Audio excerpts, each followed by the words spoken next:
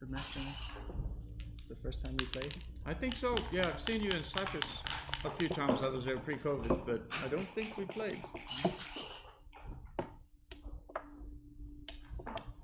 So legal moves, dice on checkers, no good. Dice on checkers, no good. Okay.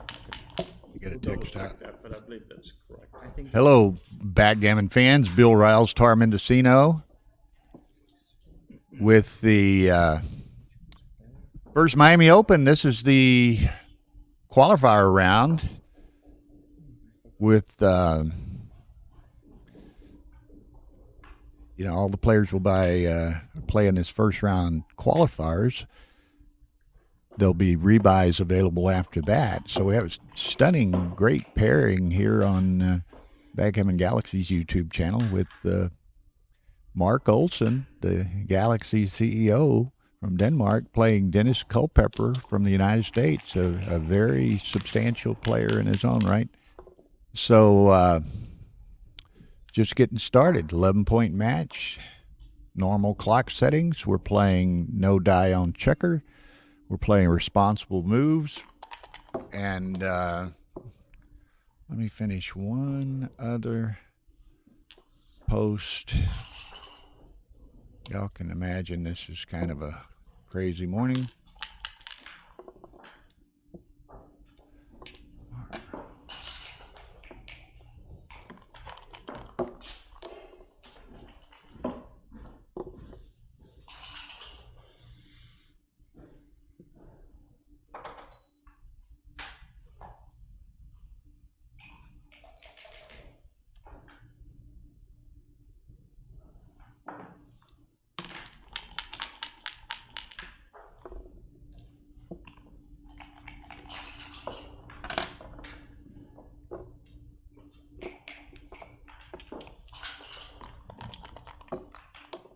Okay, I'm sorry. So here we are. Let me open up. Well, this has been some kind of hectic morning here. I'm gonna open up my viewing of this stream so that I can read the chat line with y'all. Okay, there we are. So, pardon me, as I've kind of gotten in everything going here, but we've got what a great pairing. Marc Olsen, first time in the States for Marc, playing Dennis Culpepper, long time strong player here in the States. What a first round pairing that is. Now, just for everyone's information, over on stream 2, which is on the Ace Point Backgammon YouTube channel, we have Monte Carlo finalist Brandon Macklin from the United States playing Ian McFarland from Brazil. And on stream 3, which is on the Miami Open Backgammon YouTube channel, that is Lev Rosenfeld from Israel playing Craig Anderson from the United States. So 3 great pairings, great matches, and I'll try to catch up and get going with this match here. I know everyone will be excited to watch Marc play. Oftentimes he's involved in organization and direction and what have you, and doesn't play live much, but he's had a good first round pairing, and I snapped him up for stream 1 here, and he wanted it shown on Backgammon Galaxy YouTube channel, which was fine with us, so hopefully y'all will enjoy. Okay, 11-point match. Marc got in a relatively early cube here. So Dennis needs an anchor, doesn't get it. Marc has some significant blitzing opportunities here. Can't hit with a 5-1. Okay, now this is he's going to. What's that? I thought he might come down to the 8 and step up to the 22, but he's going to play with a single blot rather than 3 blots. He's looking the other way. Okay. Oh, you going up to the room? Bring it. Okay, so now we're playing on a really stunning legacy board, backgammon legacy board. What's really, you can't really see it from here. You can see it a little bit in front of Mark or Dennis's stomachs there. The edge of this board is a live edge. It's a rough cut with the tree bark on it and so forth. This is cut from a board is made from a single slice of a tree trunk. So it's stunning. It's a table board. It actually has legs and so forth. So it's not sitting on a table. So it's just a stunning board. We have legacy boards on all 3 streams today. They're a big tournament sponsor. So there you'll be impressed. Okay, Dennis did manage to get the anchor, which will allow him to survive here. Mark has to play the 8 off of the 7, because he can't play down 13-5 with that being blocked. Now here, Dennis is probably, I don't know, my thought would be to step out and put a lot of pressure on that midpoint, but let's see how Dennis chooses here. I would come out to the 17 and down to the 10, but I'll defer to Dennis here.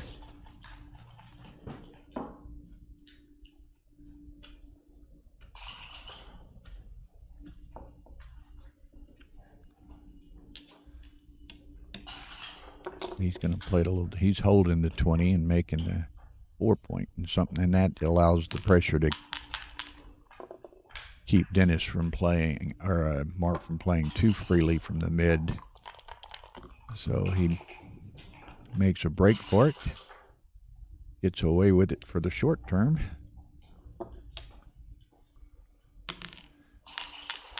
Now we're fortunate here in Miami. The streaming room is on a different floor and at a distance from the main playing room, and thank God for that. The main playing room is just an absolute zoo and circus of people, and loud and noisy. So here we are. Y'all can see the 3 matches being streamed. Tara and myself are the only people in this big room. So anyway. These 2 guys are very good, Jason. And, okay, 6-4, so typical, Dennis has got a bit of a holding game with the 20-point anchor. Probably has enough timing to sustain that for a while Mark tries to clear those checkers from the outfield in the midpoint. Hi, Casper. Carl James, good to see you. I saw Ian commenting there. So great match. Hopefully y'all will enjoy this first stream today of many over the next 3 days.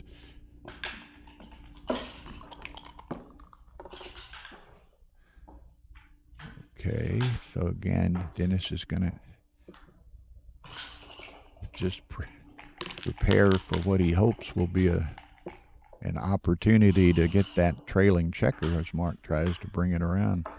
Brings it into 7 away.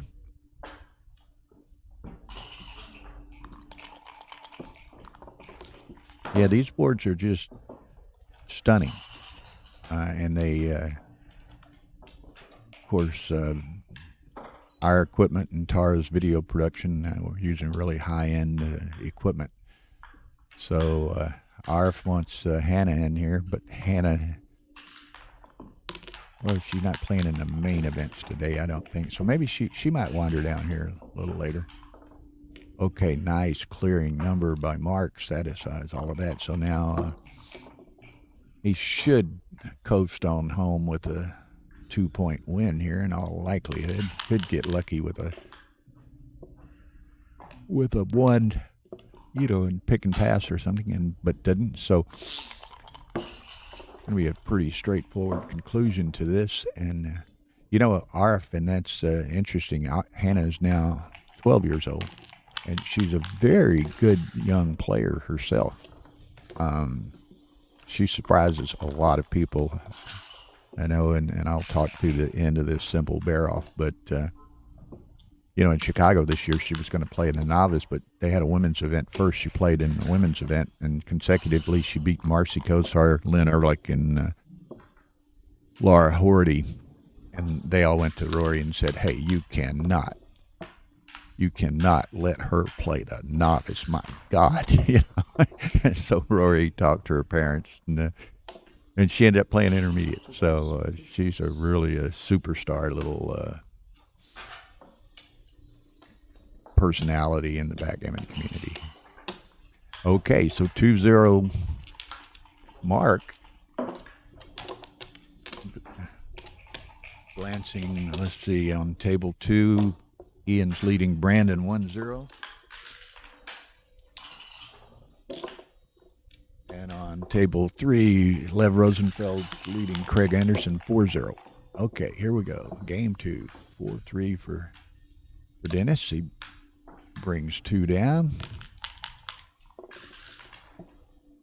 6-3.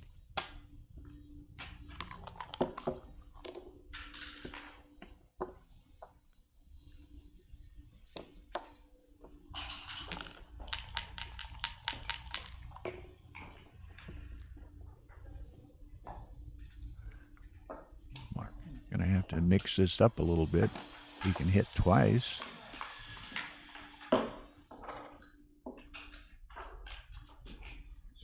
Does hit twice. Were Dennis not to hit that checker on the 4, he could enter, but not hit. Mark's in a pretty favorable position, but he enters and hits. 5-4, so that'll be interesting. You can't tidy up those two. He could hit on the outside up there on the 16, or he could hit, start one of these, he could hit on the 3 or the 4 either. Be interesting. This is an interesting choice. So many permutations here. So many hitting permutations. 2-6, so Dennis can pick up one in the exchange.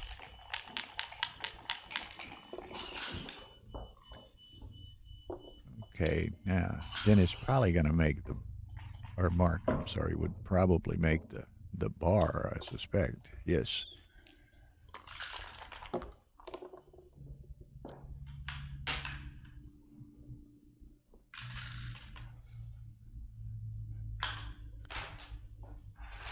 Pretty funny. I selected this match and we'll put Dennis and Mark on our primary table, stream 1 here with commentary. And Mark says, well, I want you to stream it to Galaxy. I want to be on Galaxy, And of course, they have a great subscription base, and I'm sure everybody enjoys seeing Mark play. So we took a few minutes to switch over from Ace Point for that stream to Galaxy, and here we are. Great match, great pairing. Okay, Mark dances with a set of 6s. Now, Dennis kind of gets a little bit of a free play for a roll here.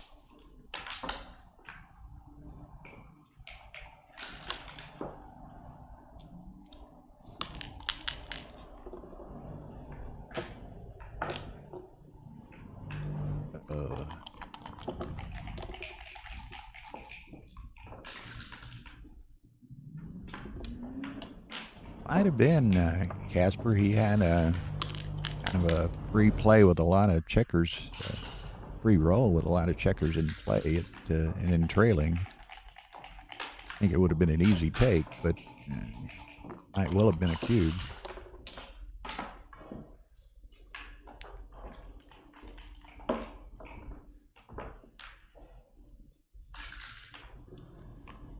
Okay, Dennis tidies that up. Now Mark would like to get a little construction work done in his home board here. Now he can make the 2 or slot the 4. He's going to slot the 4. He'd rather have the high points and consecutive points ultimately. 3-1 for Dennis. Now he can probably make the bar, yeah. Would have liked to unstack the 6, but I think this was the correct play. Step up, make the 4.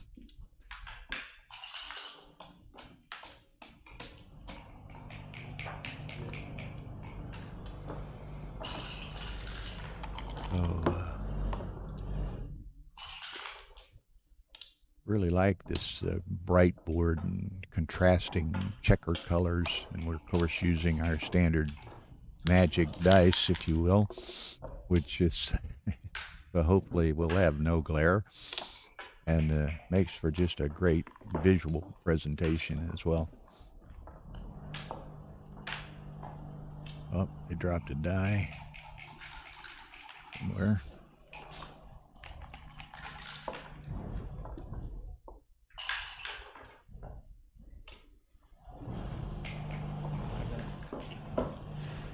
There, Dennis found it, I guess. Okay, great. Glancing back up the chat line here, Ara talking about Hannah being a little superstar, and it's neat because she is a little superstar, and everyone in the backgammon community knows her. She's played people like Chico and Michi and Mochi and Grandstedt and Mark. I don't know if Mark has Hannah played Mark yet, or they were talking. They started. She played Marc Olsen here some last night, and so she's a little backgammon celebrity of sorts. Tara and I will take the credit for introducing her to the world. So, okay. I might have saw the lady I was talking to. She just walked behind me, sit down to watch some of this. Is Hannah's mother, Millie DeRosier. Dad, Jimmy, is playing, and Hannah plays, and Millie supports them with her attendance and watching. Okay, so Dennis is a pretty good position here. Now what? Mark can hit, but he's got some exposure in his whole board, but were he to get hit and reply, then he has an opportunity to make an anchor behind Dennis's 5' here. So this will be interesting to see what happens.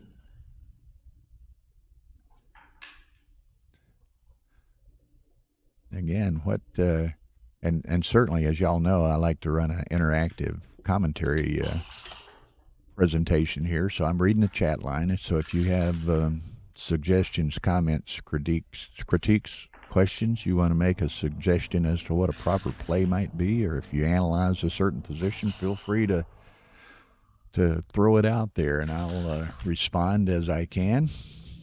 And so it makes it a real kind of a virtual attendance for the viewers here. Now, there's that cube. I'm not at all surprised by this. I might have even anticipated it a roll or two earlier, but this is kind of a difficult position for Mark, although Dennis, he can't hold the 5' and break those checkers safely necessarily, so it's going to be difficult. So I think he can take.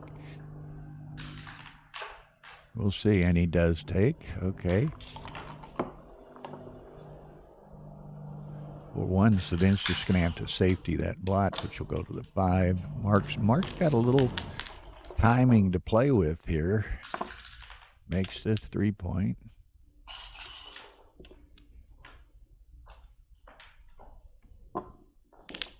Okay. So Dennis, again, there goes the, well, he can slot the front of it, which he may do, but like I said, it's going to be difficult to maintain both the prime, and he plays it this way, both the prime and try to escape with those back checkers at the same time. Now Mark can come down to the bar, so he's got a 5', hoping for a chance to put Dennis back there. Dennis rolls a 1-2, really nice. Mark still, he's got those 2 checkers on a 16 to play with timing-wise, and there goes one of them. So that allows him to maintain the midpoint and keep that pressure on Dennis's 2 trailing checkers. Okay, that's to the 3 and the 4. but Dennis is running out of flexibility here. 4-5. That his timing was great. He had rolled 2 9s there and was able to sustain them. Oh, that's a nice roll. Nice roll by Dennis. It's to now. Here's the question though: he can make the 6 prime, or he can step up to the 13. He's gonna. This is the danger with this. Obviously, if he gets hit, he could get stranded behind Mark's 5 prime here. Okay, Ian is thinking that this is the play. Dennis has his 1 checker tentatively on the 1 on top of Mark's black there. This is an interesting position in my estimation. He can do this and attempt to do really well, or he could step up with those back 2 checkers and kind of ensure clearing them and maybe guaranteeing the win in that fashion. Peter Albury wants to play 6. Yeah, my first reaction was go to his 13, and he can maybe have a chance to make the 2 again.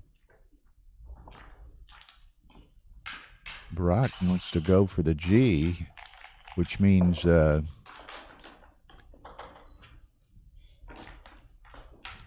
just make the. Okay, here we go. Barak is a superb player from Turkey. I value his opinions greatly. So this is an interesting role. Thank you.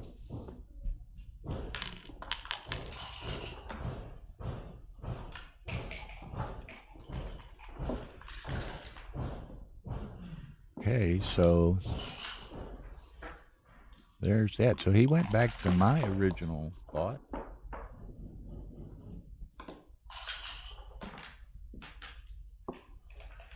Okay, so this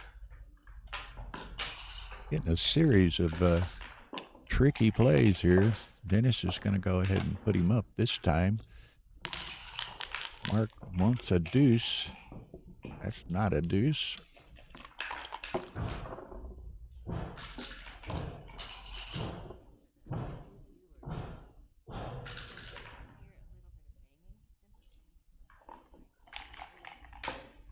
Okay. Okay. Tara is telling me, and I don't hear, as a commentator, I don't hear the board mics. Y'all can hear the board mics. And you might hear some banging. Turn it to one of the others. Tara, rotate this. Or, yeah, like that, and then bring it. So you may hear a little banging, and that's there's a lot of construction going on. A lot of construction going on in this hotel. I'll fix it now. Okay. Okay. So Mark gets out. So now Dennis has got a pretty substantial lead here, but some of the gammon danger has dissipated. So we're probably looking at a 2-2 match. Okay, so this will just be a dice rolling contest on finishing out this game. Looking around the room, Ian McFarlane leads Brandon Macklin 5-0 on table 2. Table 3, Lev Rosenfeld is leading Craig Anderson 4-2. So Brandon's gotten himself in a hole, but good solid player. He'll make a rally here, and it looks like we're heading for a 9-point match. Yeah, Vinny, it was last minute switch. Mark wanted, since we were showing him on stream 1, he wanted us to switch stream 1 over to Galaxy. and that was easy to do. So here we are. So can't blame him a bit. Let's his 25,000 subscribers have a chance to see him play live. They don't have a chance to see him play live very often. Usually when he's at tournaments, he's involved with the direction or operation or what have you, and not playing. But here he is playing, and he got a great pairing. Getting to play Dennis in the first round. Dennis is a very strong player, and they're playing on this absolute stunning table board. I love the colors and the contrasting checkers. Just a striking appearance.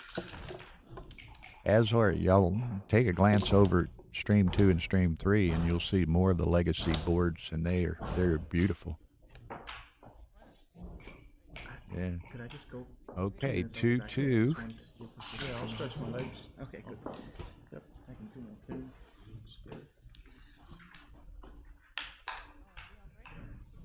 Yeah, they just stepped up, taking a little break. Tara maybe put up 2 up here, huh? Hang on, guys. We're gonna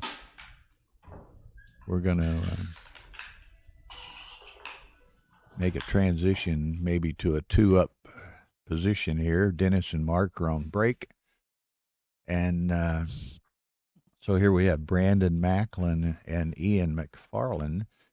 Brandon, of course, from Baltimore, Maryland, here in the United States. He lost in the finals of the World Championship in Monte Carlo a couple months ago to Johan Mosed from Sweden. And Ian McFarland from Rio, Brazil, didn't play in a long time. Very good player, hits a lot of international tournaments. And so this should be a fun match. It's interesting. Brandon and Ian had never met each other, had no familiarity, and they're both Brandon more so than Ian, but both personable, fun guys, and I think they'll have a good, entertaining match.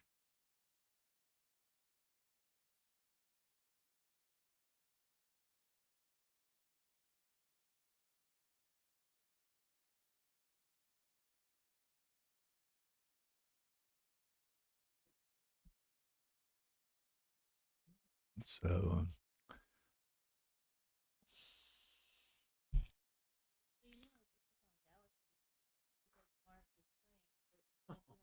So that's got some octane in it. That's got some octane in it.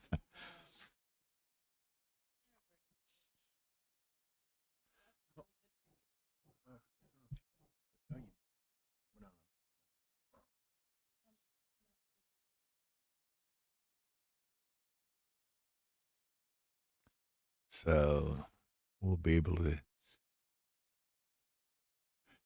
Now I'm talking in my best Jim Nance voice this weekend this week with the commentary, because we're actually in the same room as the players with a partial air wall between us. But they're, if I was talking extremely loud, they could hear me.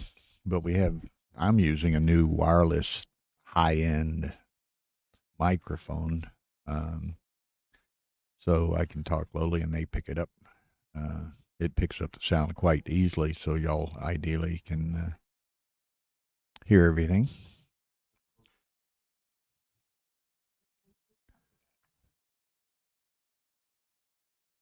So,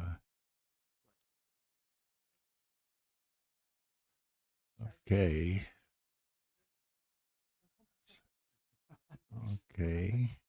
Ian got his checker off the bar, so now Brandon just needs to escape that trailer back here.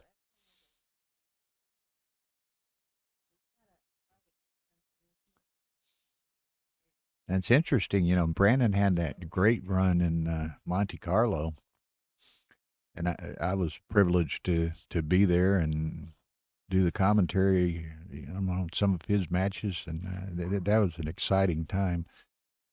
You know, he's interestingly, he's primarily known as what we would refer to in the backgammon world as a money player and not necessarily a match player, but he's, you know, he's an accomplished backgammon player, generally speaking, and obviously does well enough in matches, although he's, again, primarily, by his own admission, a money player.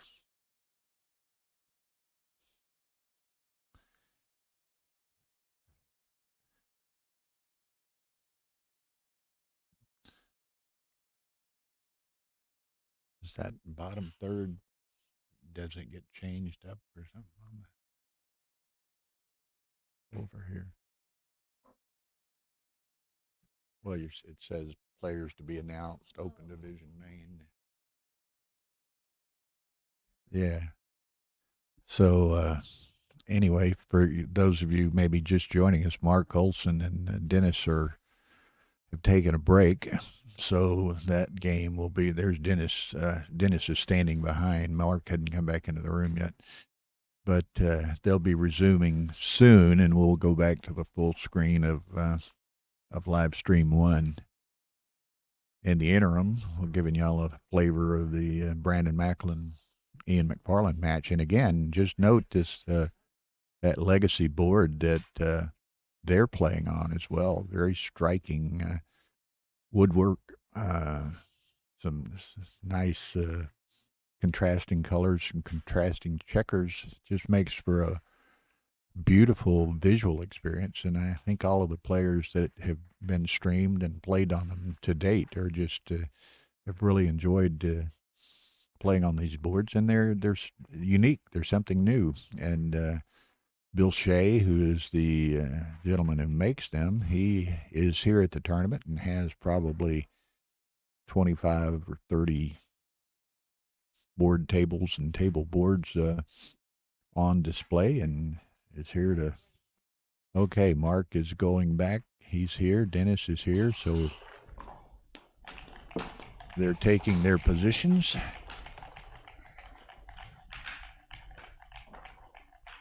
Yeah, I see them go by. Yeah. Okay, 9-point match. Dennis gets the opening 6-5.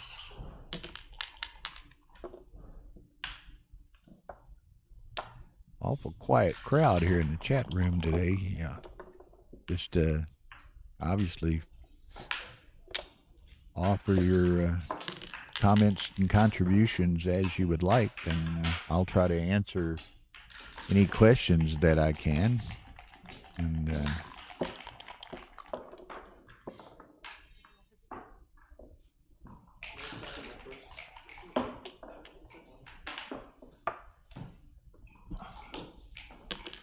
okay. This is interesting, I guess. Most people would immediately make the 20-point. I would, but Mark's going to play more of a developmental mode toward improving his home board, and Dennis picks and passes, perhaps his best roll. A6. Yeah, Richard, these boards are just, I don't know, stunning. I mean, I don't know what word I could use. They're really a sight to behold. Sights to behold, I guess.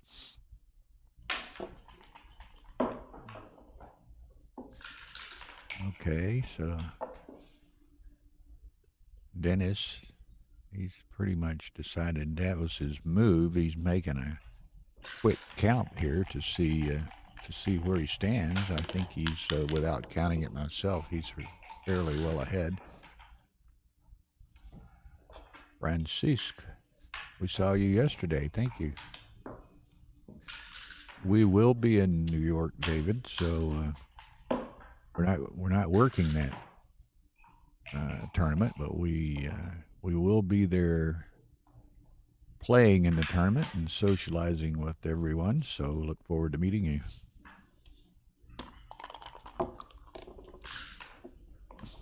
6-5. Okay, that's a shot somewhere. And Mark plays, or Dennis plays it this way, which we would expect him to play because it enables him to take 2 off of that large stack on the midpoint. But Mark is fortunate to hit him in return.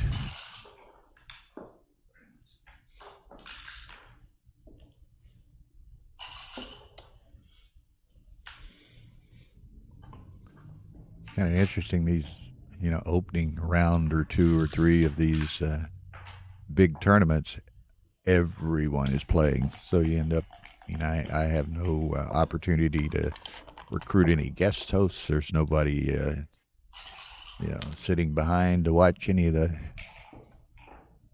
streamed matches and listen to the commentary. It's just it's a lonesome streaming room here. Okay, Dennis dances to the 2-point board with a set of 6s. Mark decides to take advantage of that and cashes it. 3-2 Mark. Now we do work 161 viewers early on here, so y'all be sure and hit that like button. I'll encourage you to do so and make Mark happy. Take by 065. That's Hussein. Are you, I guess, transcribing it, Hussein? That'll be probably R, Mark. Mark probably called Hussein and told him to fire up his computer here.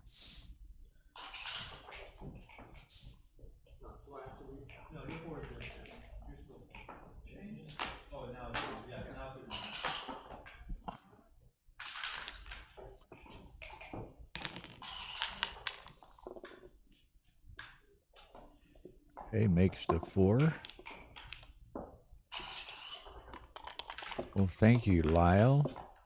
Glad that you have found us and enjoy some great backgammon for the next 3 days here.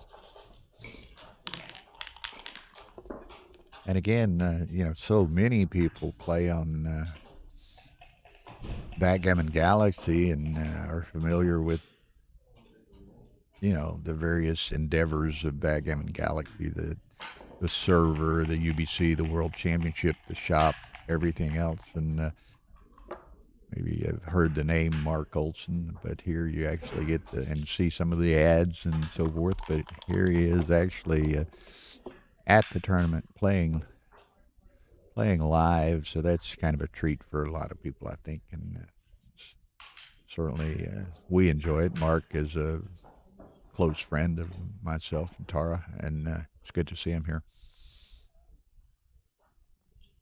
And in fact, RF, let's see if he was still on here. He was here earlier. It was funny, apparently Mark and Jimmy DeRosier were playing doubles. Oh, when Casper showed up, they didn't. Anyway, at one point, the discussion was that Mark and Jimmy DeRosier were going to play doubles together. And I was teasing. I walked up there and told Mark, and Jimmy was standing there, Hannah was standing there, and I'd lean over and kind of whisper in Mark's ear loud enough for everyone to hear. But I said, Mark, I think you're playing with the wrong DeRosier. And Mark started laughing. He said, you're about the 4th person that said that. So. Tapio, hi from snowy Finland. Well, it was a extremely brisk 58 or something here in Miami today. They had a front blow through and everyone was complaining that it was cold. So I doubt if you have much sympathy for them. Okay.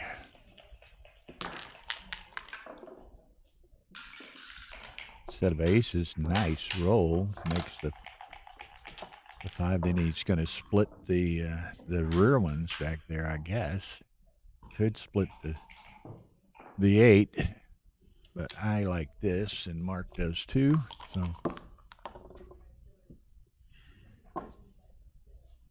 2-6 now. Mark needs to clean it up a little bit here. Wow, what do we do with that? He could come down to the 9 and then go 14-13.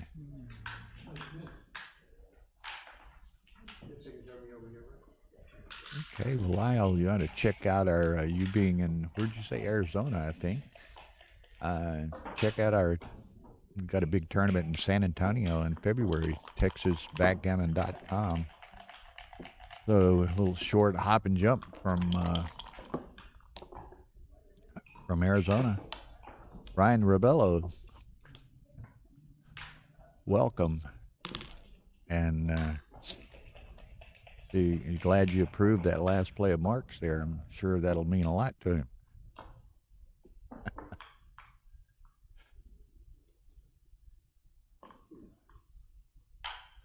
Everybody's enjoying meeting your mom, Ryan, hearing a few, young Ryan stories here and there.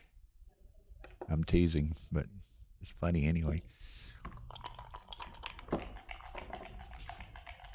Okay, 2-4.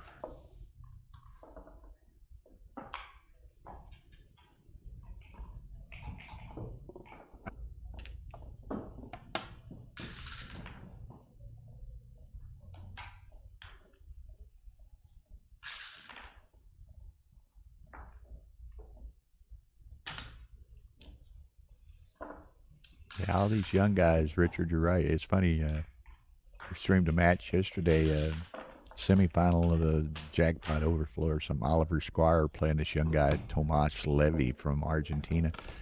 And he's younger than Oliver is. I was teasing Oliver that not too often, he's playing someone younger than he is. But so there it was. That's funny, Ryan. That's funny. Another take that Gary let go, or Dennis let go. I was teasing. Ryan's in the room, Tara, and I was teasing him a little bit. I said, "Oh, we've all enjoyed meeting and talking to your mom and hearing young Ryan stories." And he said, "Oh, I knew I was going to be in trouble with her down there." Oh, Pete Jarvis in the room. Yeah, and he's let 2 in a row go that were actually apparently, well, not even, I wouldn't, small takes, medium takes that, according to Hossein's transcription there. Okay.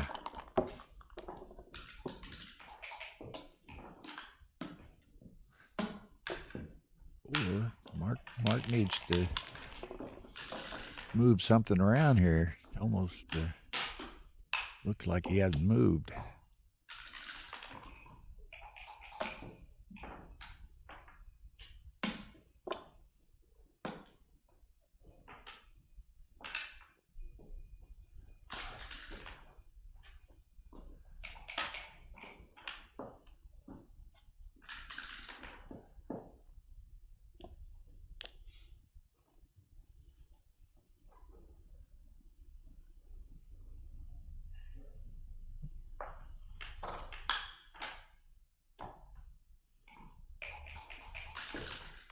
You're right, Francis. This board, and again, it's kind of interesting because with this camera view of the board, you don't see the irregular edges and the live bark.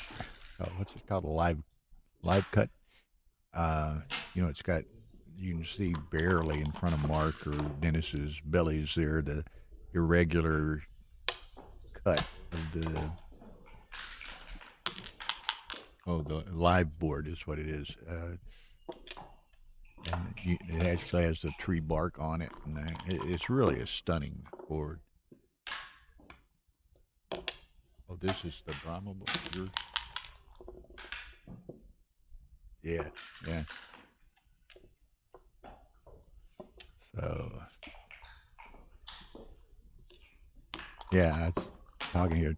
Francisca's comment, he really likes this classic look, simple and elegant. It is just a stunning view. So, I don't have his card in front of me, but it's, I'll get it. And, in the description underneath if you scroll down from from your stream here, you can look at the description below, and Tar's got all kinds of links to brackets and brochures and everything in the world.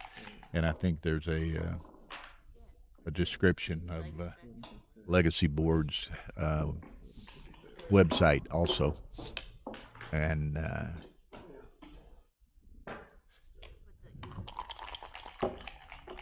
okay, great.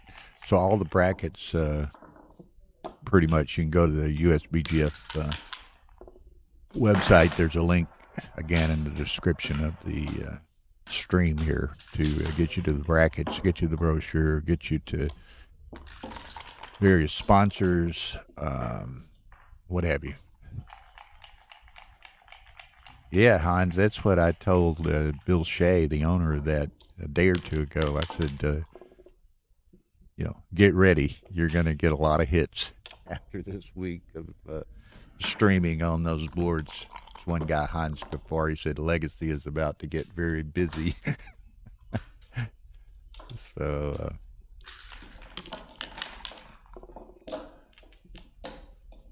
now we actually, which Legacy board, or we're good? That's in the intermediate in Texas, or what?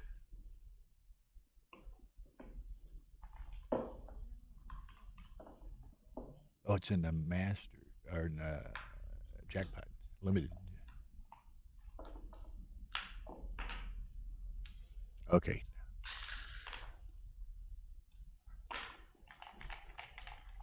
We're gonna have a, and I forget all the particulars at times.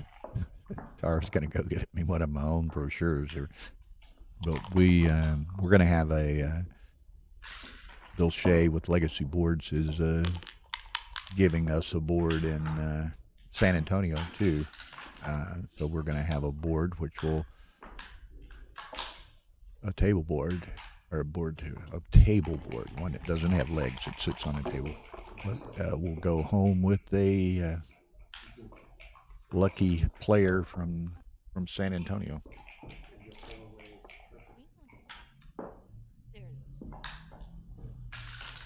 Yeah. So we're going to have that one's actually going to be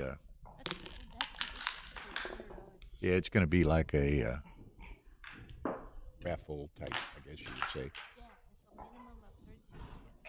Yeah. So that particular board, the board in so the Masters. Yeah. So you just the Legacy board in Texas will be a raffle, $100 a ticket, 32 minimum, and random draw winner. So and you can enter as many times as you want. So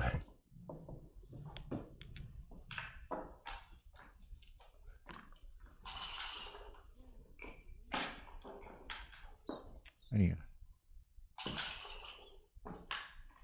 Alexia, I don't know about the U.S. online tournaments. There's not that many anymore. We run some at Ace Point. USBGF runs some. We have some international players play in our Ace Point tournaments, and we work around the time differentials. We've had, some Germans, Brits, Scandinavians, Turkish. So we work around the time zone differential. Ours are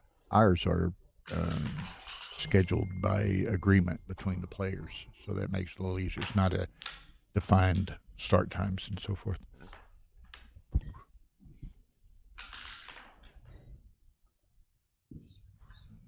Good morning, Alex from LA.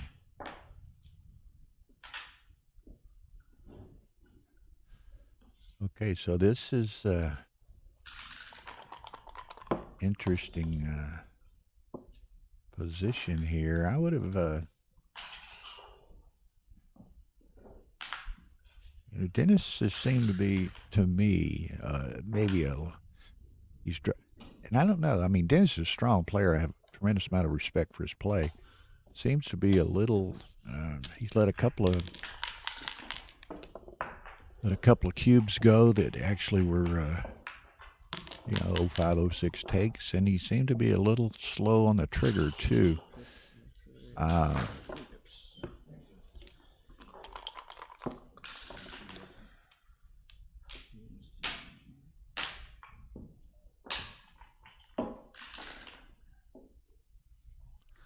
Hussein's transcribing this, so he hasn't given PRs. Okay, so this is pretty even race here. This one's just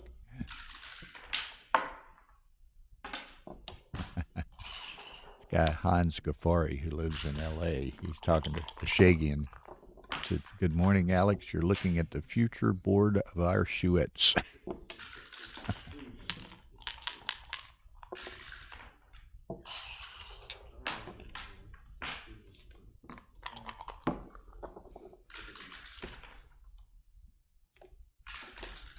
Nice roll by Dennis. He might be cashing this on the next shake.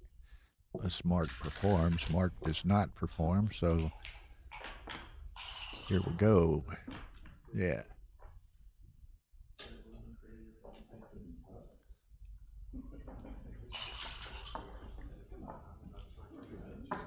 Yes, okay, so the Mark lets that one go. That was an obvious drop after that double five, I think. So 4-3 Mark. Yeah, 83 pass according to Hussein. Have you caught up with the overall transcription, Hussein? We're all curious as to how they were playing.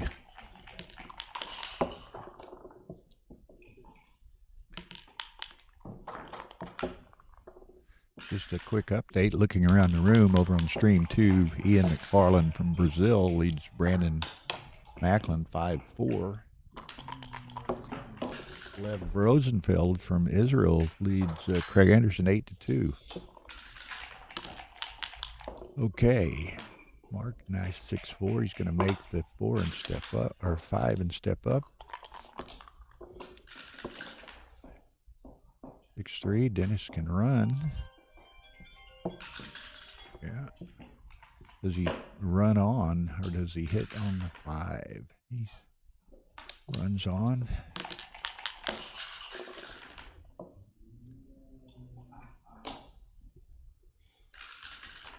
Price, you have to get with Bill Shea to talk about these.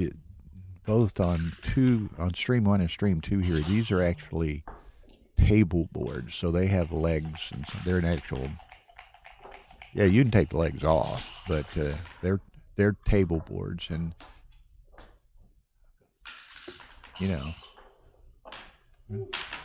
the table boards are like 4 to 5. Table boards are in the 4,000 to 5,000 range. The board, those are board tables. On stream 3, which just sits on the, one that doesn't have legs, just sits on the table. That one is 2,400, he said. Yeah, it's subject to the type of wood and sizes and some of your selections and so forth, but they can all be custom made. Yeah, that's. One guy was asking how much they are, and somebody else said, if you have to ask, you can't afford one. But, okay, borderline double, he said.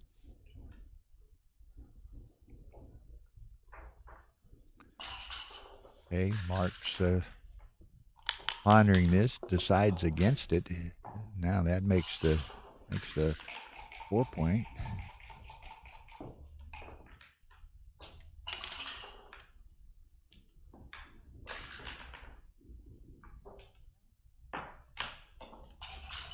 I forwarded it to you last night. Yeah.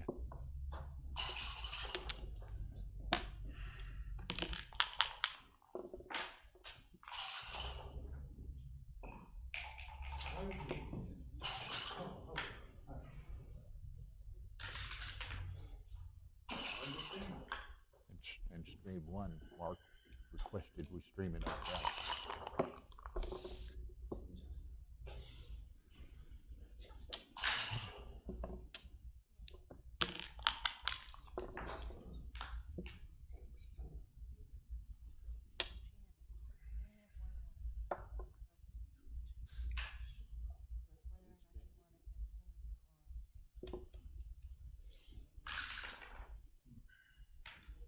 Okay.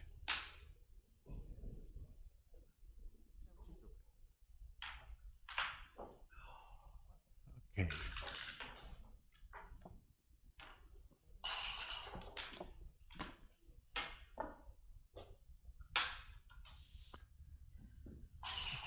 Okay.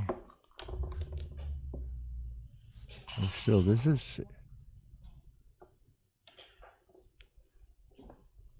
very soft pussy stiffness.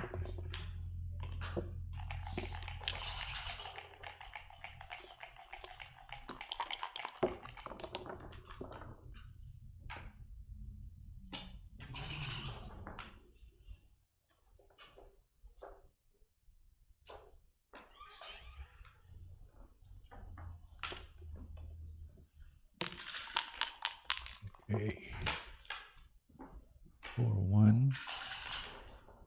So Mark's going to just make the bar and bring it in. He doesn't have much timing to do it, but he'd like to maintain the mid and the 20 to keep a little pressure on Dennis's midpoint for trying to clear those checkers. Dennis is contemplating if he can send the cube. That's an awkward 6-2. He can't clear his spare from the mid, so he clears the 10.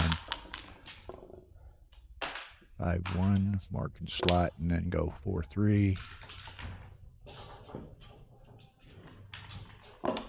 Yeah, he decides to play it that way. I'd have saved the 6, but we'll see.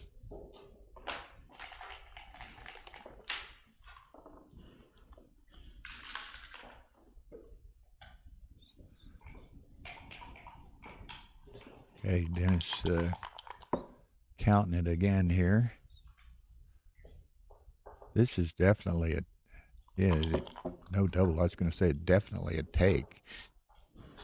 Zane said that was an 83 no double, so correct play by Dennis. Again, it would have been an easy take by Mark.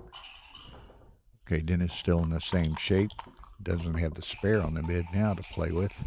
He can make the 3. Now Mark may have to give up the mid, which will give Dennis a little more flexibility. That's cocked. Okay, so he does have to give it up, and it's interesting. I mean, he rolled a 6-2, so he couldn't do it. At some point, he might have preferred to clear the 20 or run with 1 from the 20, but the 8 didn't allow him to do so. So now, depending on what Mark rolls here, now Dennis might have something to talk about. Yeah, 41, 66, 106 as contrasted to, it's pretty close. I'd have been tempted to send that one. No double 67, according to Hussein.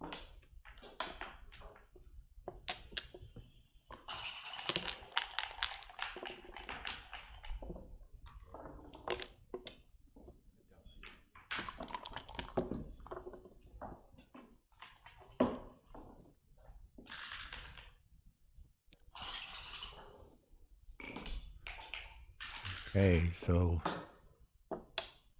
sooner or later you gotta risk an 8.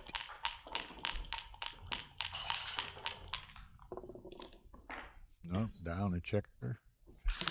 No die on checkers, no legal moves here. 8, so that's good. Mark can't move the back ones anyway, so he just moves that in. Now Dennis got to send this, I think.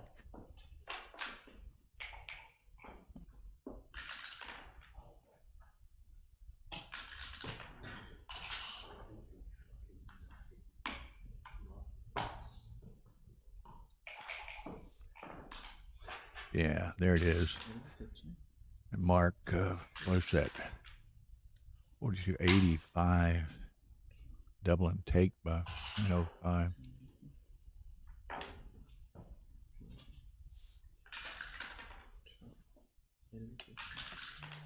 A lot of discussion in the chat about the boards. One guy was saying, I think Ferguson should get real busy.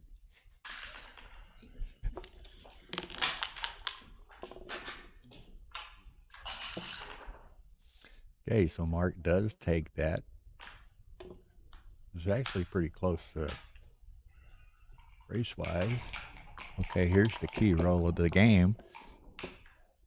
Well, we'll delay the key roll of the game to the next, although this from Mark. Mark has to leave with a 5 or a 6. Like to roll small. Small he does. Now, does he give up the 5? Or does he run with one of the checkers? Run with one of the checkers gives Dennis the pick and pass. So I think I would tend to do this, and just gives Dennis so much more flexibility. There's the 3-1. So Dennis is, but now Mark has to play 4s, 5s, and 6s, although Dennis doesn't have a spare on the 6 any longer. 4, he's gone. 3, 5, has to clear the 6. He could, or leave the shot, but Mark has a 4-point board, so he's just going to clear the 6. Now, Mark will likely be able to stay there.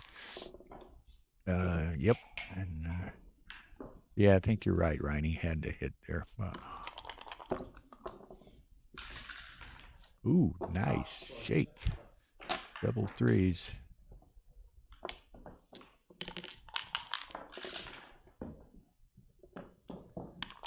So, Dennis is, well, here's a little bit of awkwardness. He's going to clear take one off, clearing the 3. Now, Mark could, he enters with a 6, so he's just going to race around. He's going to lose 2 points here, so it'll be 5-4 Dennis. Looking around the room, it's 5-4 Ian McFarlane over Brandon.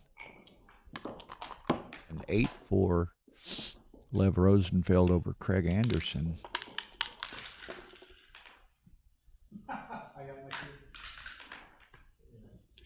But that's that's what we love about backgammon, guys. Maybe Dennis should have hit that, which obviously, and I thought he should have hit. And XG confirmed it for all of us, but makes a big mistake, gets away with it, and wins that game, takes a 5-4 lead. But the best laid plans don't always work, or the worst laid plans don't always work. So, anyway, nice competitive match here. 5-4 Dennis.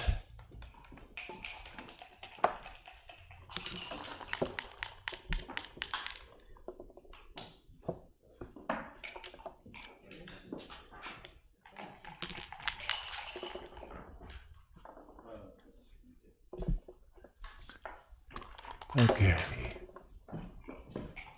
6-2, so he's just got no choice but to bring 2 down for the most part. Mark's playing 4-9 and Dennis 3-6. So thank you, Hussein. Very nice of you, Hussein, to be transcribing this match for us, and certainly sure you'll be sending that to Mark immediately after the match for him to review. You send it to me, and I'll get it to Dennis also.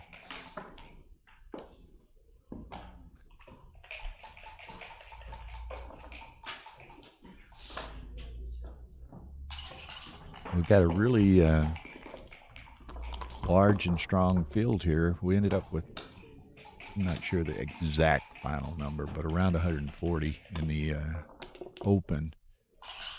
Just glancing over here, we've got some really strong players. Oliver Squire, Alexander Hamden, Mochi, Lev Rosenfeld's very good. Ben, Rich Munitz, Neil Kazaros, Jonas Seawald, Raj Jansari, Malcolm Hudson, Kimon, Frank Frigo, Rory, Urso, Olsen. Wow, just looking, that's a team that Olsen ended up on the Calcutta team. Julius High, Marc Olsen, Roberto Lichtenberger, Ronald Amram, Brazil, and Herman Arzeman. That is a team. Alvaro Savio from Brazil is here. He was former World Championship finalist. Trencher, Grunwald. Boy, that's a team, too. There's one team, Philippe Salnabe, Chris Trencher, Alan Grunwald, Ray Fogerlin, and Alan Steffen. I'd buy that. Okay, they had it this morning. Okay, so thank you, Big Fat Snake. Up to, I mean, that number was jumping around right up to the very last moment. Who? Might be. Is Big Fat Snake Daniel Sorensen? Tar tells me that's Daniel Sorensen. I don't know. If so, hello, Daniel. What's up? Okay, here's Mark. Got a... Wow. Nice entering fly shot there. Mark Nance says, here comes the cube. Mark says, thank you, but no thanks. 6'4", Dennis. Oh, it's not Daniel Sorensen. No, he said, sorry, not Daniel. 4-6. Okay, that was too good. Yeah, that was kind of interesting. He had all the ammo in the world working on that. Didn't take Mark long to decide to drop it either. Cube barely hit the board.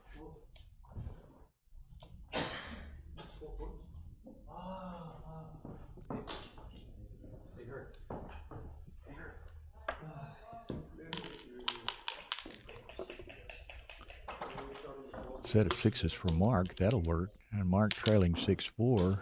He's going to have a little bit of an itchy trigger finger here, and that double six is going to make that itch a little stronger. There it comes. Yeah,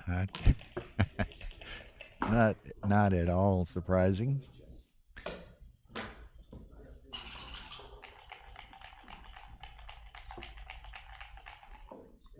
No, Mark dropped it so fast. Yeah, and in fact,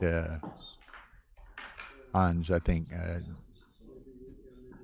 Hussein, Backgammon Odyssey, who's Hussein Paknad, he's transcribing it. He said it was too good by 92, so that was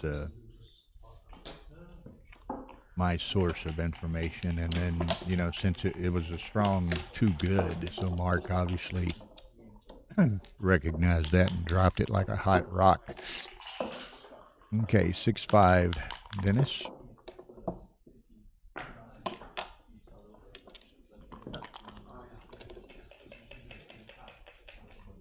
Brandon rolling. Ooh, gets a 4.4 cube win over on stream 2. I can be distracted. I have 2 large screen TVs in front of me here. One with the match we're broadcasting here, and the other one with the Brandon Macklin, Ian McFarland match on. So I'm just surrounded by computers and monitors and everything else. So.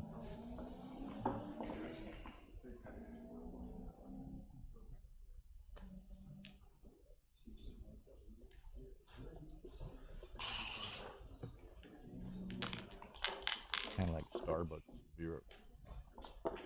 Really nice. Did you meet him? Yeah, I'll go tell him.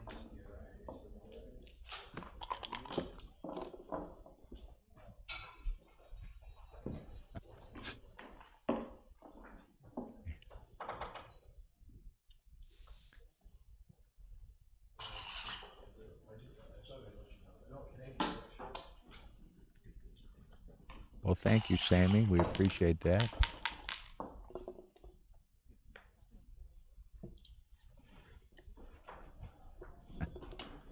Yeah, people are blown away by the streaming control center in the commentary area. We put a lot of effort and equipment into it.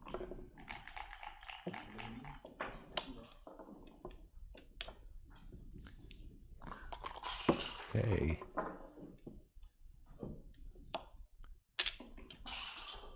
Okay, so this is going to be interesting. Mark, no, Dennis says no, kind of faked us all out here. Faked Mark out too. Mark already picked up the dice, but Dennis hesitated. Mark doesn't have, well, that's a good roll. He doesn't have much that helped his timing considerably to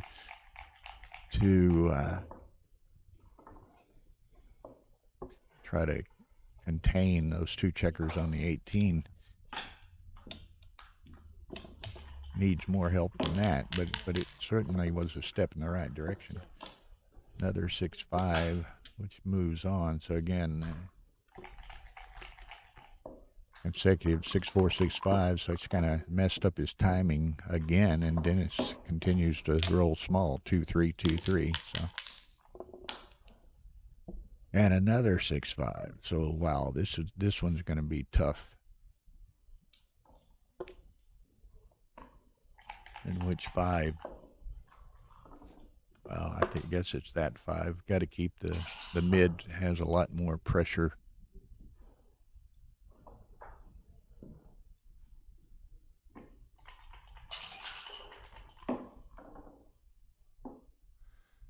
Ryan how do you not leave the shots, Ryan? Play the 5 from the 6. Yeah, Dennis, I got to think, wow, this is tricky. This is tricky.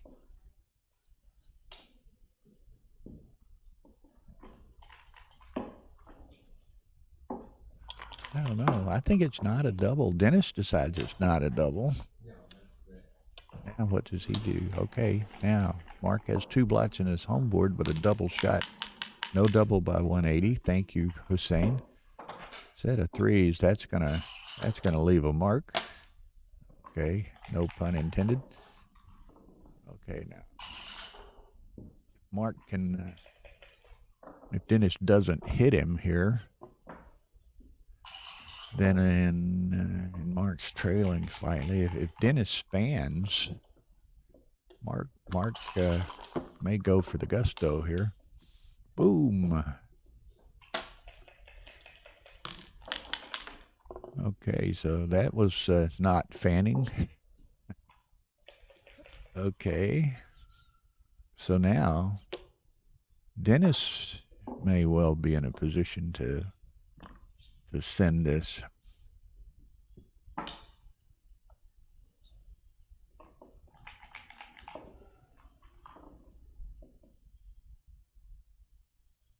No double by 16, so that's within my margin of error. Whoa! Speaking of, well, that's kind of inconvenient.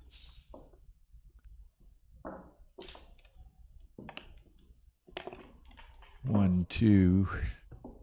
Okay, 3, 4. Okay, so now what? 6-4.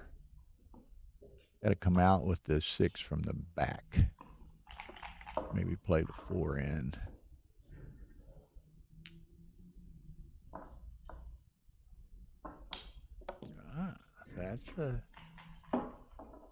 That wasn't on my radar screen, but that's potential. He doesn't want to prefer not to stack another checker on the 3-point, but maybe. How about 6-2? You don't like to do that, but you can remake the 6.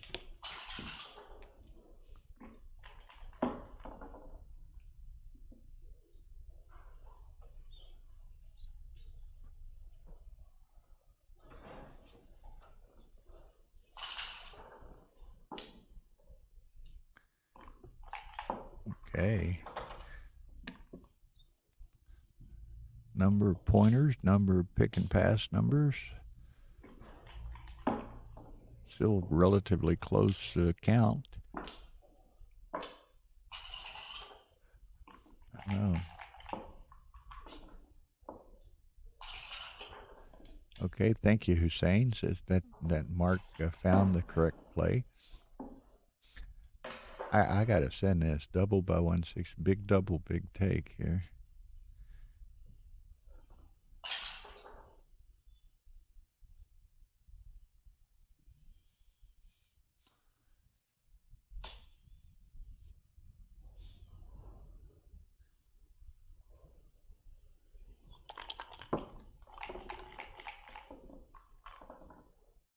Okay, he plays on.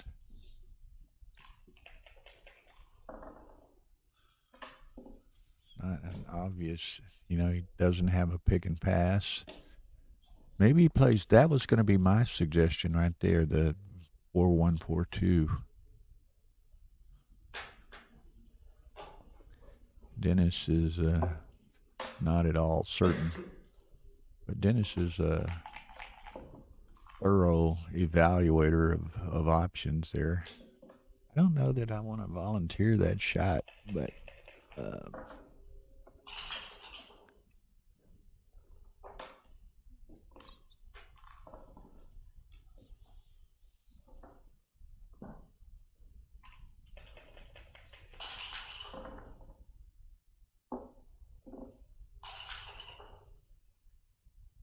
I don't know. I just got to, I just can't see him making that play.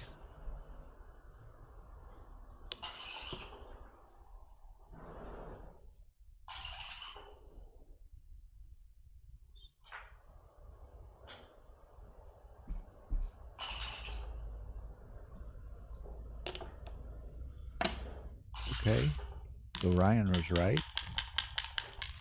Confirmed by Hussein. There it comes. Mark, I think Mark's got to let that go. Yeah. Very nicely played by Dennis. Good find. Good find. Absolutely. So, it's going to be, how'd you do? Who were you playing? Casper. Yeah. 2 minutes Western break, yeah. So. Just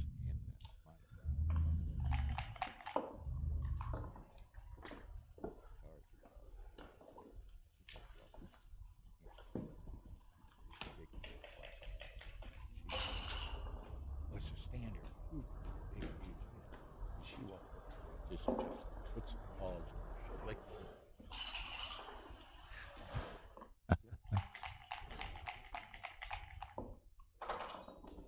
Yeah, okay, they're on break. Yeah, there's some on that one. Yeah, it was big double, big take. Okay, but then Dennis played it correctly. He did 3-2. play? Oh, That was really? correct. Okay, I wasn't sure. Tough find. Yeah, very. Alex Shagan says hi, Alex Forlant. Oh, what up, Alex? He didn't give me the book to bring. He said he wanted me to bring a book. He didn't give me the book. Several of them are saying that, and Bill Shea from Legacy sitting next to me here. Well, you ought to come over here and talk a minute. We're on break. Tara, can you move your camera or? Oh, she's too up. Hang on. Well, you can talk. We don't have to move the camera.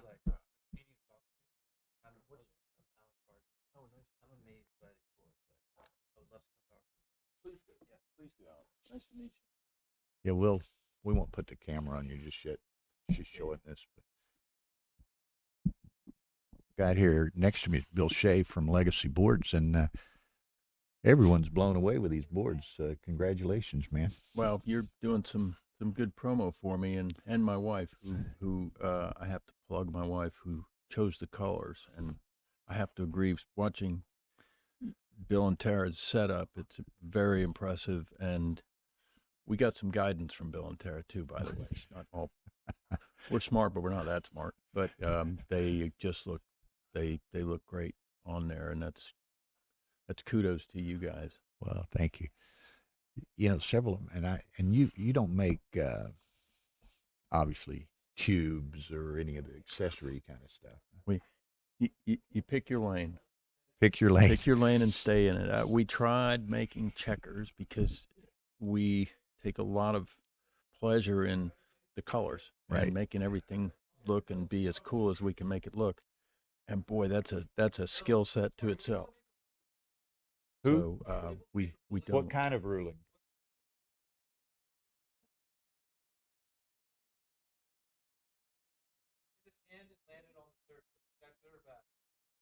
That's I'm going to say you got to get an Arda or somebody. Ooh, that's a good one. I know the answer, but it's not my tournament. Right. Yeah, you stay in your know your lane, right? There you go. But several. Well, it's interesting. Several people are asking different questions, but there are several are saying they should, and you can get, and we have. I don't know if we have any here that we could show you, but I can show you some upstairs. You know, there are some wooden cubes that various people make and all that. Doublers. Oh, absolutely. And yes. Some of them are saying, you know, some of the you can get some wooden cubes that maybe complement some of the various wood shades and so forth, and that would really look good with the boards, you know. Well, for the art form. Yeah.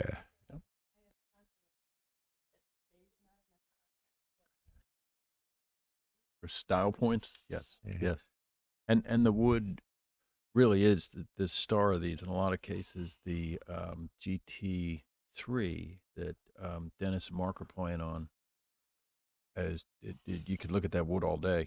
Oh, yeah. We hope it's not a distraction in a tournament setting, but well, somebody was saying, who was it, Alex or Hussein? He said, isn't the wood a bit too raw? Well, it's not raw necessarily. No, it's all very thin. We go to a lot of trouble to finish it.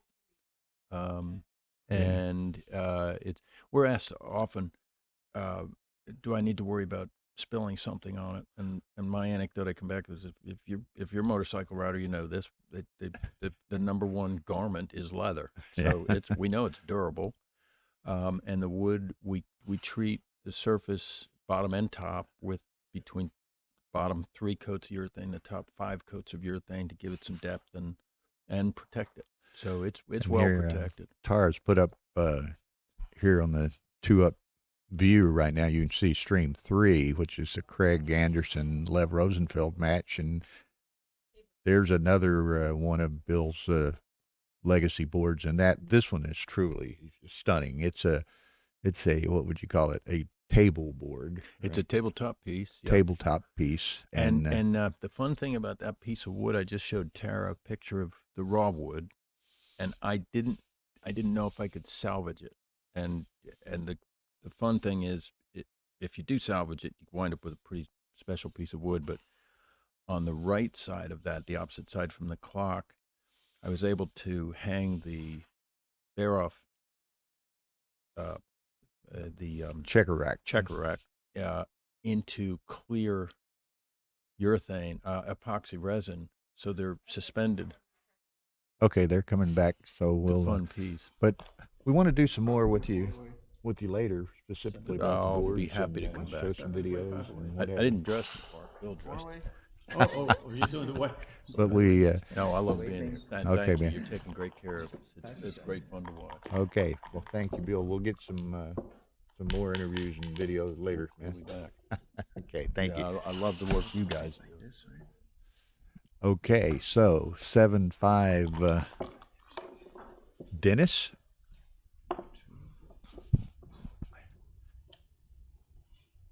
Yeah, Tara and I kind of follow the policy that this isn't our tournament, so we don't make rulings. We don't want anybody making rulings at our tournament other than us. I'm not making rulings at someone else's tournament, and and we get asked to do that because people know we're directors, and the same with others at our tournament that are directors. But you got to respect whose responsibility it is, and go from there.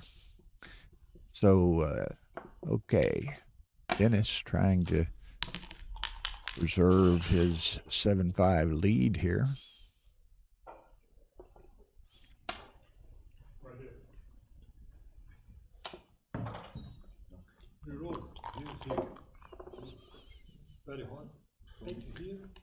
And now Mark needs to got a lot of potential here, a lot of diversification and builders trailing 7-5. Might he does.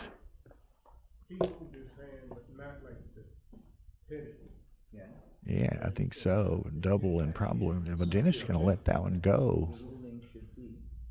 Yeah, that's about the third drop in that 5, 6, 70, 50, 60, 70 millipip range that Dennis has let go. And maybe Mark has identified that as, and I think Mark would have doubled that regardless, but I think Ryan says not even he would take that. But, maybe Mark has identified some, okay, and I see Arda over there making a ruling on table 2. Maybe Mark has kind of identified that tendency or trend with Dennis's game.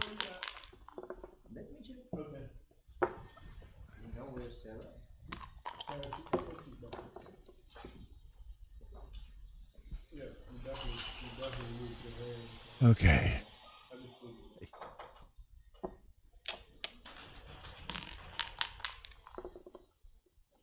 Okay. So he went back in there, so you'll have to take it with you.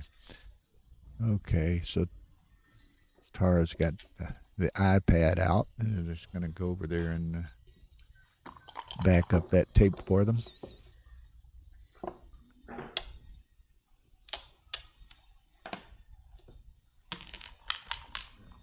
Okay, so she's will assist or give Arda the resources he needs to make a decision.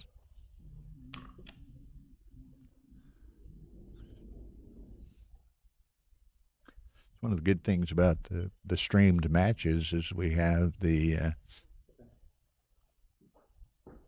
tapes available for the players or directors or whomever to review what happened in various situations. So Arda's taking advantage of that to see exactly what happened with the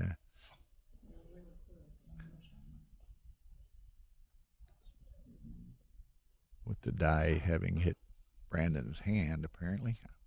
Sure. Okay. Mark evaluating this.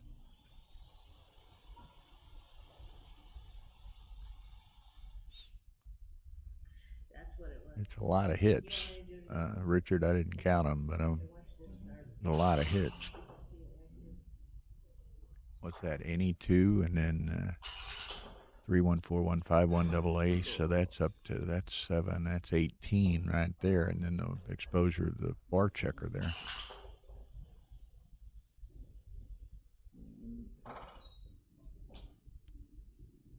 Looks like Mark's trying to convince himself to take it. I get the read that he knows it's a drop, and he's trying to convince himself how he can take it.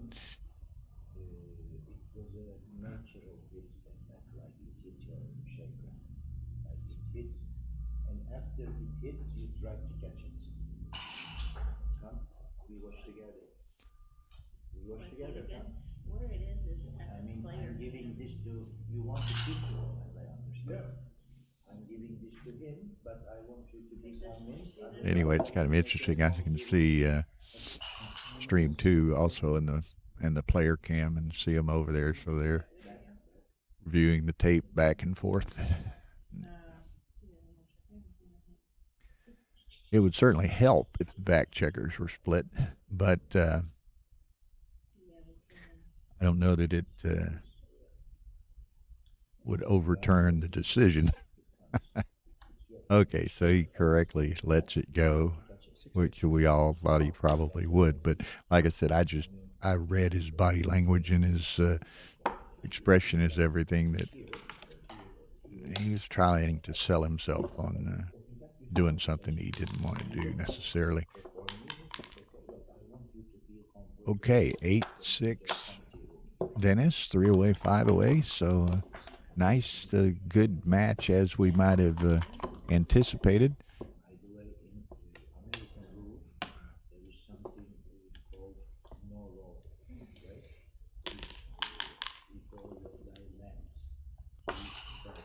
Mark 4-7, Dennis 5-3. So, you know, a well-played match, not as, from a PR perspective, not as well played by either as they would like to be playing. But, you know, a nice, even, competitive match, which, you know, makes it all the more fun.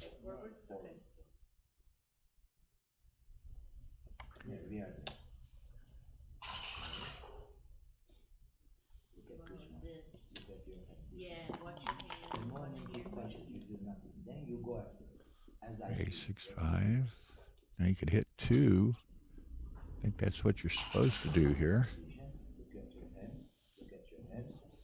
Oh, he's just going to run.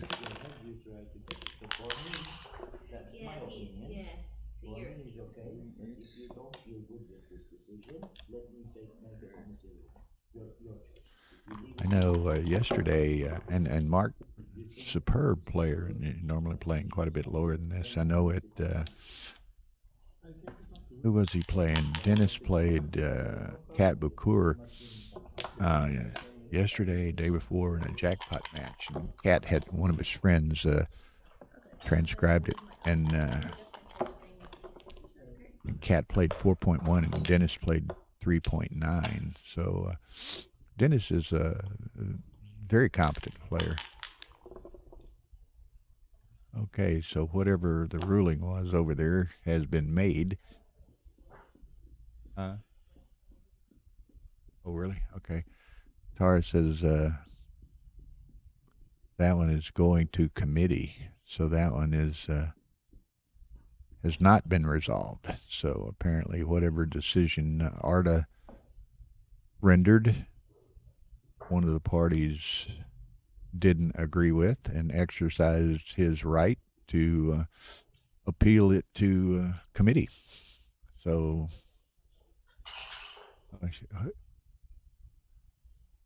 who rolled the double 4? Huh? Brandon.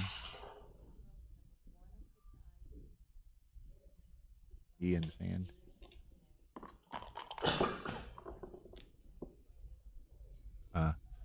Okay, so in a very crucial big number to save a G, to get a G or save a G. Oh, I know. To win a G. To win a G for Brandon. Right. I understand.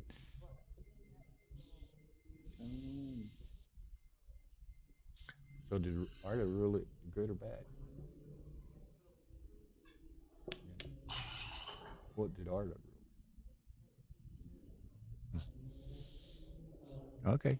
I understand. So anyway. Sorry, kind of distracted looking away. We're in a delay on game 2, stream 2, with a ruling decision.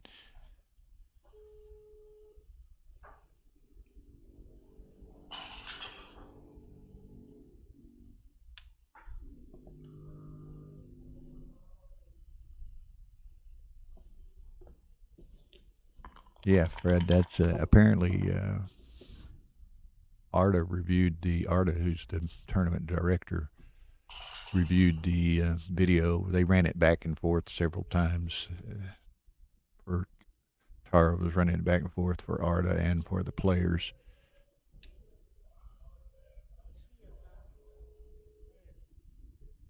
Yeah. Yeah. So anyway, and we have both that they were looking at both the player cam and the board cam. And yeah, Fred, if you look at the player cam, according to Tara, you can see it much more vividly than the board cam. But anyway, Arda ruled it was good. Ian took exception to that, and of course, it's obviously a very critical juncture in that match. So Arda ruled it was good. Ian asked for a committee ruling, which is his right within the rules. So I guess Arda went to get a committee together.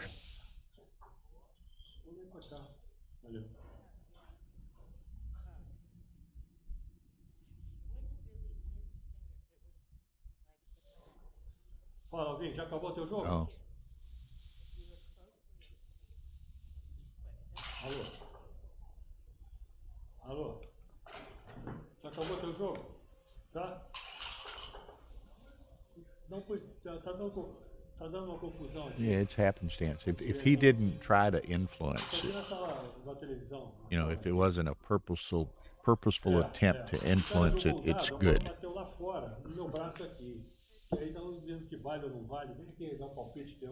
Okay, there's the Alfredo Unis, who's a friend of Ian's. I don't know if.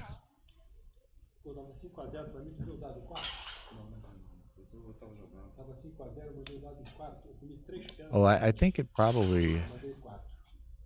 No, it can touch a player, Richard. I think the, you know, if it's, what shall we say, incidental contact, where Ian didn't try to hit it, didn't try to influence it in any way. If it's incidental contact, then it's good. It's my understanding, and that's apparently what Arda ruled, and Ian asked for it to go to committee. So we'll see. Always interesting developments in tournaments. So, you know,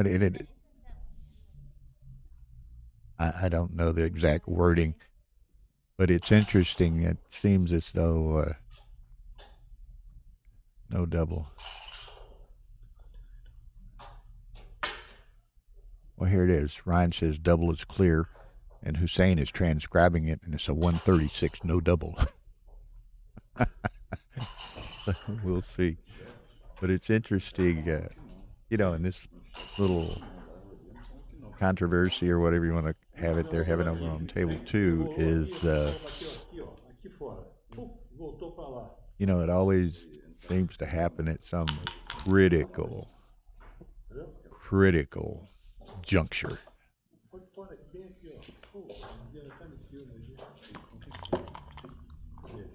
Well, Ali, I've seen it ruled the other way. If it's I mean, if let's just say, and I haven't seen the tape, I don't know exactly what happened. But if Ian's just sitting there with his arms crossed and die bounces off the board, hits him, and lands back on the table, generally it's going to be ruled as good. It's an incidental contact. It's just like if it bounced off the clock and back, you know, an inanimate object. It's good. But I don't know. I haven't seen the tape, so I don't know for sure. It's a, yeah, it's a. If he brushed it, if it, you know, if he, again, if it's kind of an intent sort of thing. I don't know. Yeah, it's 5x0 pra mim, mas ele em 4, comi 3 pedras a mais. Comi 3 pedras a mais, não deu. Aí ele botou duplos comendo 4 e cenas, foi por uma. Well, they're pulling together a committee, and that's kind of difficult a little bit because the this streaming room is on a different floor and some distance removed from the main playing room. So, and everyone's playing first round, right? Everyone on a committee, everyone's playing. So you gotta gather everyone up and. Qualquer tipo de problema, porque aí você interferiu diretamente. Se o seu braço está parado, bateu e voltou, acho que você tem que ver na filmagem. Essa é o que eu acho. Como é que faz aqui pra voltar? Esse é teu? Não, É dele? ele deu uma droga em cima. Okay. Você está mentindo esse jogo? Não sei. Okay, there's Dennis again dropping a take. He's dropped 4 now. That's in the 5, 6, 7, or 50, 60, 70 millipip range. So, again, it's interesting. They're doubles and takes. Maybe they're tough doubles. Maybe Mark has just pegged. They're playing with the iPad again, Ian and some. Okay, that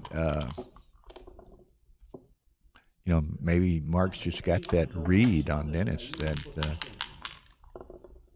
he's not going to take those cubes, and maybe Mark will keep pushing the envelope. But we're at 3-way, 4-way now, so it's getting to be more and more significant.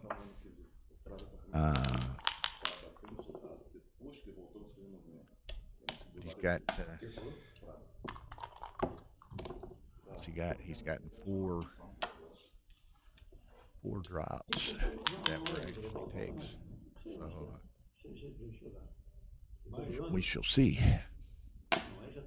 Hussein's Mark's playing 4-4 and Dennis 6-3. So again,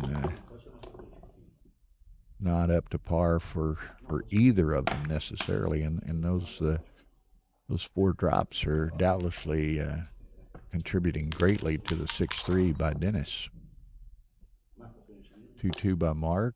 That's nice, but what do you do with them? Bring 2 to the 11 and step up to the 22? Yeah, that's about all you can do. There's Miss Hannah.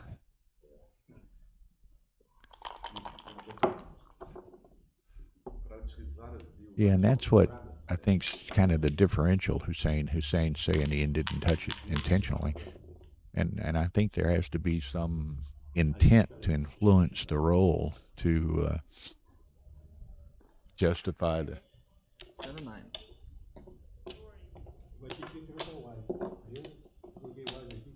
Yeah.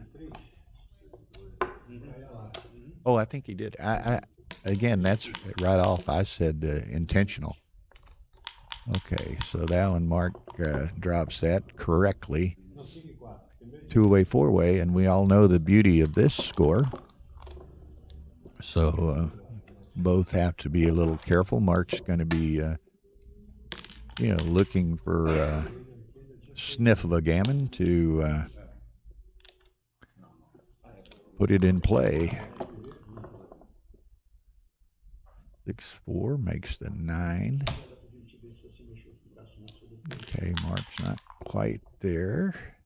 Oh, that's a nice shake. Nice, what makes the 5.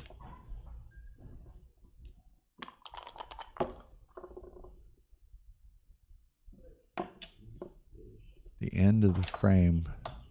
Those are, I guess you're talking about the scorecards there. They just record the score at the end of each game. So there's a written record of that. And it's also if there's a dispute as to what the score is, and this isn't as important necessarily in a stream match because we have a video record, but in non-stream matches, if there's some dispute related to the score, then the recorded handwritten score record is a valuable piece of audience. So the if one person is keeping the a score card record and the other's not, then the one that's keeping the record is going to prevail. Mas na realidade, você Justin Knoll is in the house.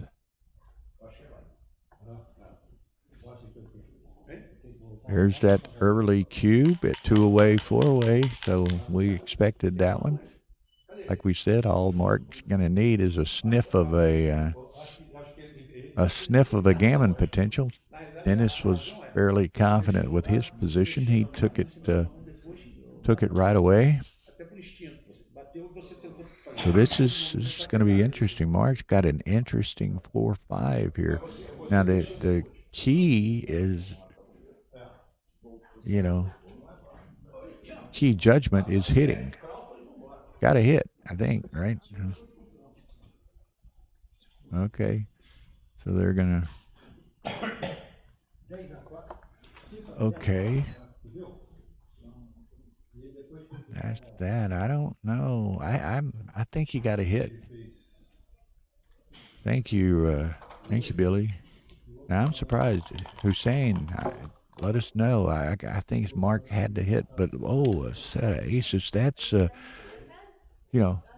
that's a great break for Mark that he got away with that. Very interesting. And had he hit it, he would have gotten hit in reply with the double ace. So okay, there he makes the bar, but he's going to be left with a bunch of blots here. Got to do that. So that's the only other thing he can do. Okay, Mark's play was correct, but borderline. Okay, thank you, Hussein. Justin, no. They still haven't resolved it. Okay, Mark's play was correct. Okay. That's right, Justin. Who was asking me about, Chris Trencher was asking me this morning if Justin was doing the commentary in Texas. I said, yes. He said, is he bringing his wife? I said, I don't think so, but I don't know. So anyway, Trencher may be wanting to talk to you about rooming again or something.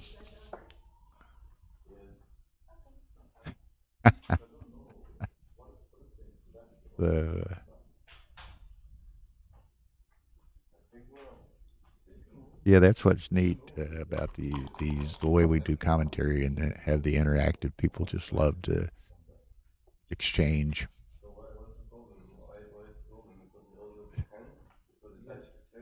This one guy made you can see it there if you're watching it. He made a couple of comments and he's, oh my God, Bill and Justin Knoll both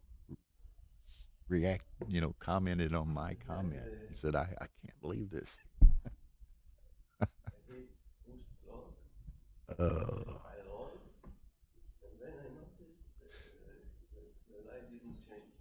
22-11. Okay, so that's correct according to Hussein.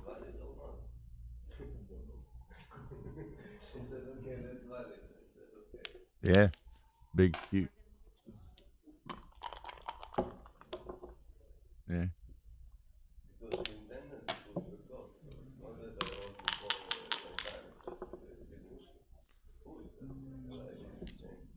Yeah. Okay. So, that's a nice shake by Dennis. Mark's got two in the air. Okay, Arda's back. Might take the iPad in case you need it. Okay, Arda's back with the resolving board two's controversy, as it were, for our British friends. Okay, at least Mark got the anchor. Okay, so he left it. He got to play the four, play the double fours. Oh, unanimous. Okay, so the double four counted for Brandon on board two, and he wins the G. Okay.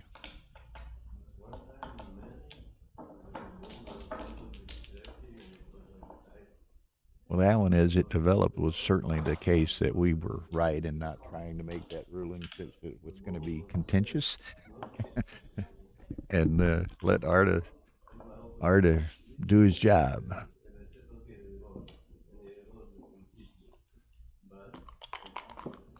Okay, Richard and Hans, y'all calm down over there now. Okay, so this could be the obviously the end of the match. Mark's up against the wall.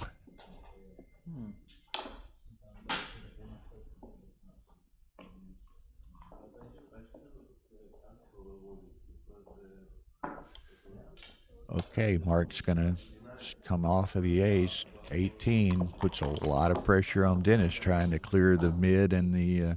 Oh man, look at that 5-1 to make the ace point. What a brutal roll! Brutal roll. Mark with a 3-5 coming back. Just wow. Wow. And Dennis got a hit. Got a hit.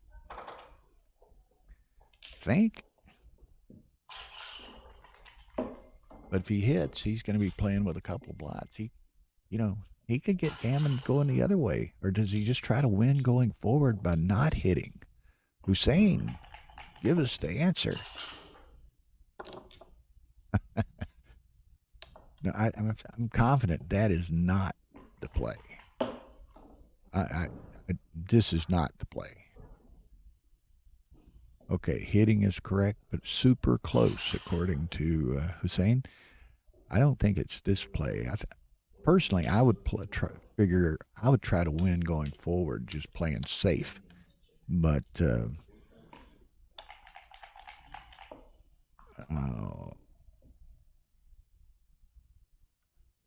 don't play with two blots. I don't play with two blots.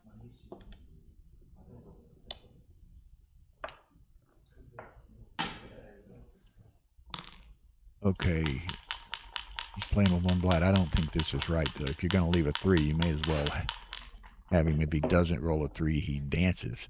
Okay, but Mark misses.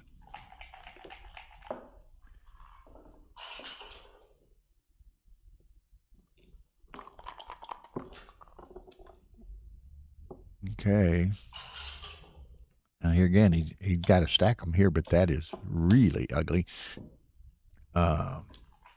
I'm with Casper. Personally, I would have cleared the 9, just played it safe, trying to win going forward. I thought Dennis's play was like number 3, but I may be wrong. 2-1. Again, this time he chooses not to hit again. He just plays it safe.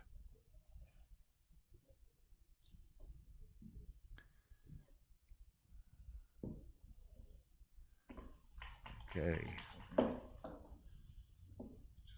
Wow, what some exciting first round matches we've got here. We've got this match, which come down to this. Brandon's leading 10-5 Crawford against Ian McFarland, and Lev Rosenfeld and Craig Anderson are at 8-8. So 3 very exciting matches. Okay, there's the hit. Mark rolls a 3, or Mark loses in all probability. Loses the match. Doesn't get it. Oh, and he's disappointed as any of us might be. 6-4. But look at this. Look at this. He gets 2 checkers off, but he doesn't cover or be able to lift the checker on the 3. Gets another shade. Misses it again. Mark just beside himself. 4-1. You got to make it. Wow. Yeah.